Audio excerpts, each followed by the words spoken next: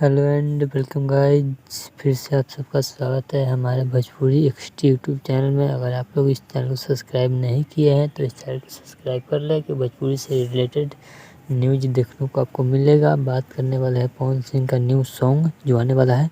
आप लोगों को स्क्रीन पर लग रहा होगा जो वीडियो हमारे डिस्प्ले पर चल रहा है। यह न्यू सॉन्ग क्वीन शालिनी और पवन सिंह का सॉन्ग शूट हुआ है, उसी का यह वीडियो है जो काफ़ी अच्छा लग रहा है। वह पारिवारिक सॉन्ग है यह, जैसे आया था ना राजा जी के दिलवा टूट जाए, वैसे ही उसी टाइप का बुझा रहा है सॉन्ग।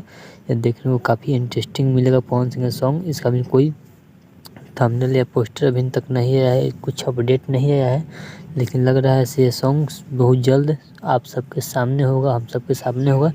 इसको काफ़ी अच्छे से बनाया गया है। चलिए मिलते हैं एक और न्यू अपडेट के साथ। तब तक हमारे चैनल को सब्सक्राइब नहीं किए हैं तो आप सब हमारे चैनल को सब्सक्राइब कर लें कि इसी तरह की भोजपुरी की न्यूज़ खबर आपको देखने को मिलेगा हमारे इस चैनल पर। चलिए मिलते हैं एक और न्यू अपडेट के साथ। ओके।